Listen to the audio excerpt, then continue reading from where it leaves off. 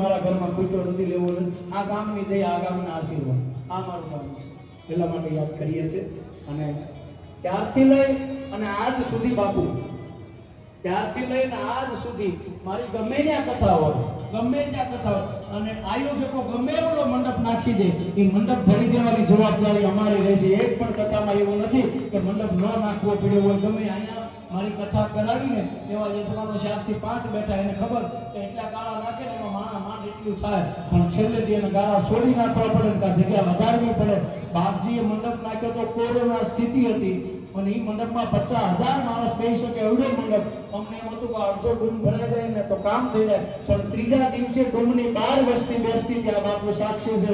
70-80,000 લોકો કાયમ થતા કોરોના કાળમાં. એ પ્રતાપ જો કોઈ હોય તો મારા મહાદેવનો છે સાહેબ. કહેવાનો અર્થ કે ભગવત ભક્તિમાં જો તમે શ્રદ્ધા અને વિશ્વાસથી એક માર પગ ભરી લો તો એ કાર્ય પૂર્ણ કરવા વાળો પરમાત્મા ઈશ્વર છે.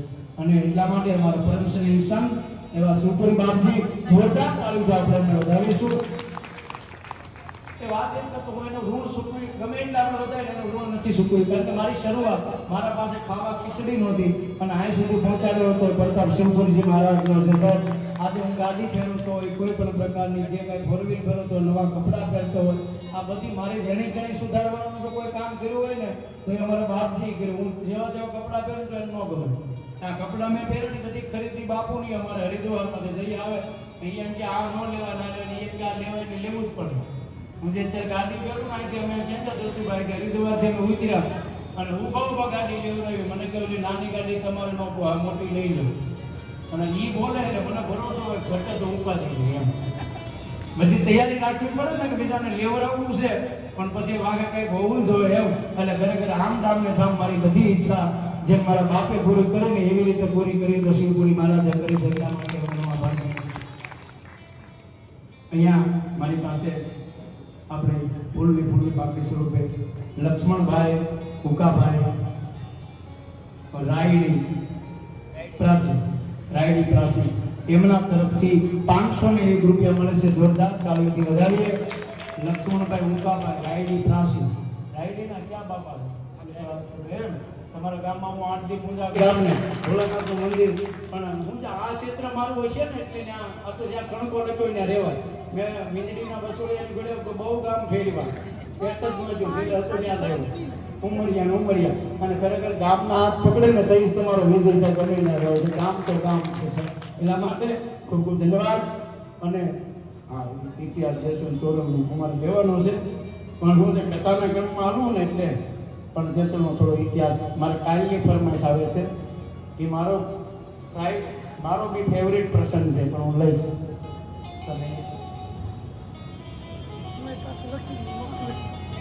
અહીંયા આપણે જે કંઈ જાહેરાત કરવાની છે એ સુરેશભાઈ રાઠોડને મેં કીધું એને વિનંતી કરું અને એ જાહેરાત કરે પછી પાછું આપણો કથાનો દોર આગળ વધાવીશું. અહીંયા આવેલા બધા જ મહેમાનો, બધા જ ગામથી પધારેલા શ્રોતાઓનો હું હૃદયથી આભાર માનું છું. હાર્દિક અને શાબ્દિક સ્વાગત કરું છું. મારા માટે બધા જ વંદનીય છો, વડીલો, માતાઓ, બહેનો, બાળકો.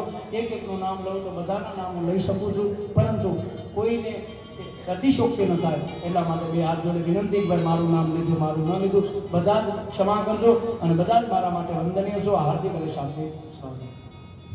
ખૂબ ખૂબ આભાર બાપુનો. આપણે બાપુને તાળીઓના ગડગડાટથી આપણે વધાવીએ, કારણ કે વારંવાર આપણું સન્માન બાપુ કરી રહ્યા છે ત્યારે પણ આપણને ગદગદ થઈ જતા હોય છે. પણ આપણે આવા એક ક્ષેત્રની અંદર સરસ મજાના હરિના દ્વારમાં ભૂમિ ઉપર બેસી અને જીવ અને શિવની કથા સાંભળી રહ્યા છીએ ત્યારે શ્રી મુકેશ ભારતી બાપુના કંઠે અને સરસ મજાના એમના સ્વમુખેથી આપણે કથા સાંભળી રહ્યા હતા ત્યારે આપણને ખૂબ આનંદ થાય.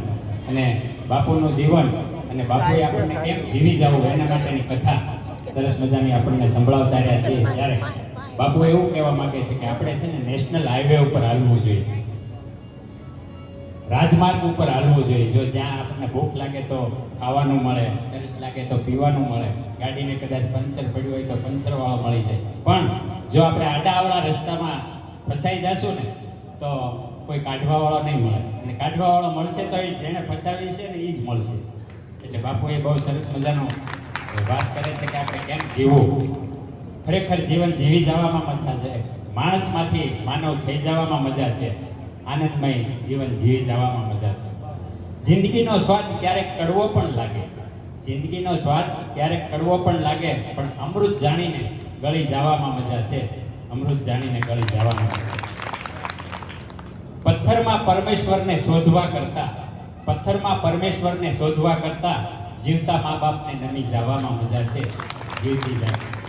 ચડતી પડતી તો આવ્યા કરે જીવનમાં, ચડતી પડતી તો આવ્યા કરે જીવનમાં, પણ પડ્યા પછી ઊભા થઈ જવામાં મજા છે, ઊભા થઈ જવામાં મજા છે. જીવન જીવતા જીવતા હવે સંસાર સાગર તરી જવામાં મજા છે.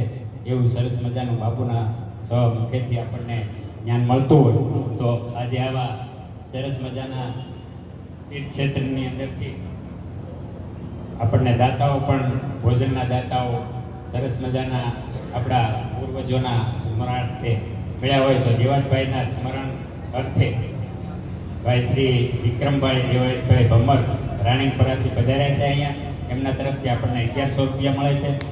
ભૂરાભાઈ ભગુભાઈ તરફથી પણ આપણને 1100 રૂપિયા મળે છે. પછી બેરીમાના સ્મરણાર્થે જ્યારે 500 રૂપિયા દેસાભાઈ દાદાભાઈ બુધેલા ખારીથી મળે છે. 500 રૂપિયા રામભાઈ ભીમભાઈ ભૂકણ બાવરડીથી પધાર્યા છે, એમના તરફથી મળે છે. 500 રૂપિયા આલિંગભાઈ પાણભાઈ ભૂકણ બાવરડીથી પધાર્યા છે, એમના તરફથી મળે છે. અને ભૂરા બાપા તથા દેવસન બાપાના મોક્ષાર્થે અહીંયા રસોઈ પેઠે 5100 રૂપિયા આનંદભાઈ ભૂરાભાઈ ધડુક ખવીવાળા એમના તરફથી મળે છે. અરવિંદભાઈ ભૂરાભાઈ ધડુક ખવીવાળા એમના તરફથી પણ મળે છે. રાજુભાઈ દેવસનભાઈ ધડુક ઠવીવાળા એમના તરફથી 5100 રૂપિયા આપણને રસોઈ પેટે મળે છે. 5100 રૂપિયા બીજા બુકાભાઈ મંજીભાઈ સુહાગિયા ઉમરિયાથી પધાર્યા છે, એમના તરફથી મળે છે. ભરતભાઈ બચ્ચુભાઈ માંગરોળિયા ઉમરિયા, કાળુભાઈ રવજીભાઈ અમીપર, ઘનશ્યામભાઈ બસુભાઈ અકબરી દાજિયાવાળા તથા ભરતભાઈ બચ્ચુભાઈ માંગરોળિયા ઉમરિયા, કાળુભાઈ રવજીભાઈ અમીપરા સાપરીવાળા તરફથી પણ 5100 રૂપિયા આપણને અહીંયા રસોઈ પેટે મળે છે. 5100 રૂપિયા ભરતભાઈ બચુભાઈ અકબરી દાજિયાવાળા, જયંતિભાઈ બાવસનભાઈ બગાસિયા ઉગલવાન.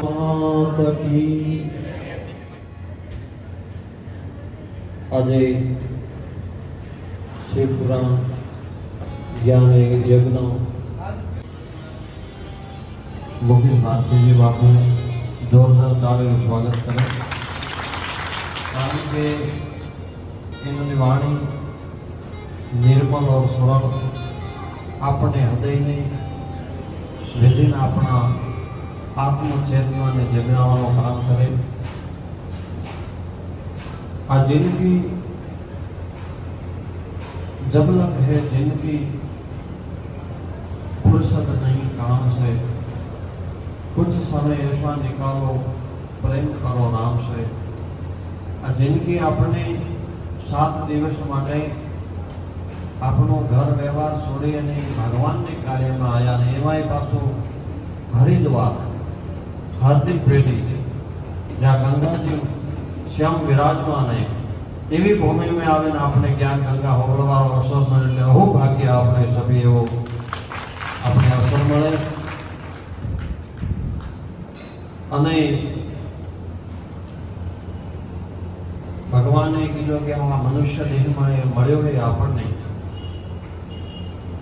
અનેકો પ્રકારના કોલ કરીને આપણે તમે અને હું આપણે બધે આવેલા અને કોલને પૂરા કરીને પાછો આપણે ભગવાનના દેરી ખાને જવાનું છે.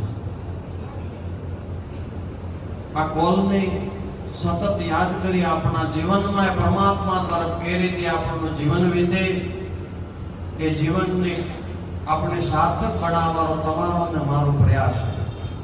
આ પ્રયાસમાં આપણે આ જિંદગી જાતા કોઈ વાર પણ લાગતી નથી.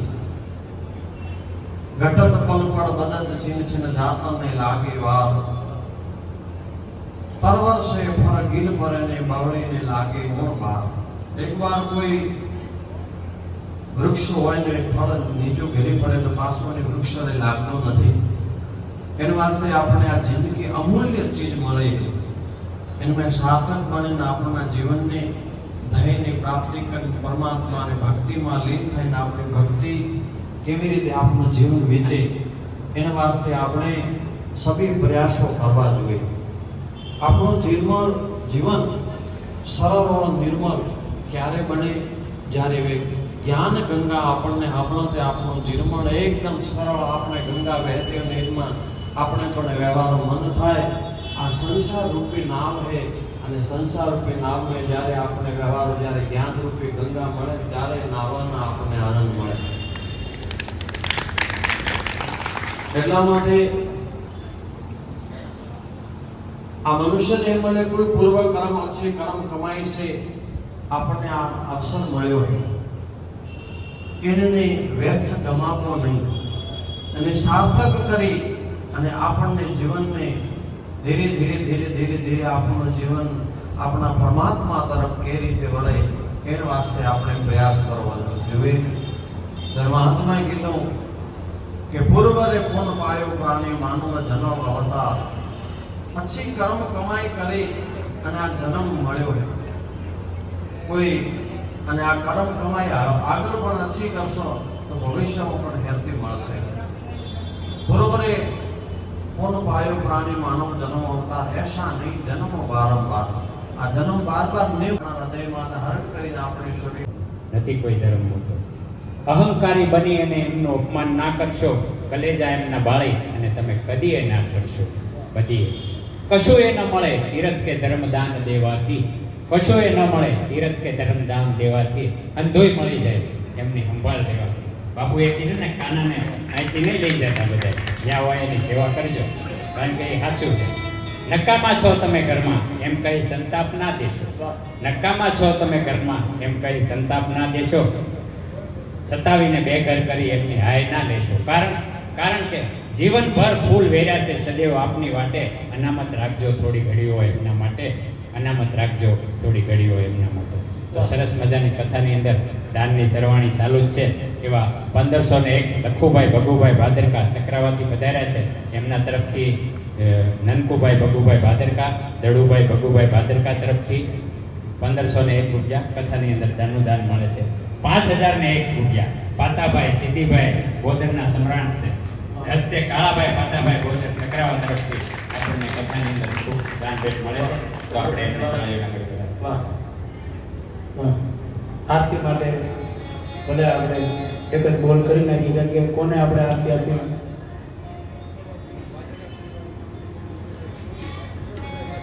વાહ. પીપળવાથી અમારે વાઘેલા પરિવાર. હા, આરતીનો બોલ 1001 રૂપિયા. જોરદાર તાળીઓથી બજાવો.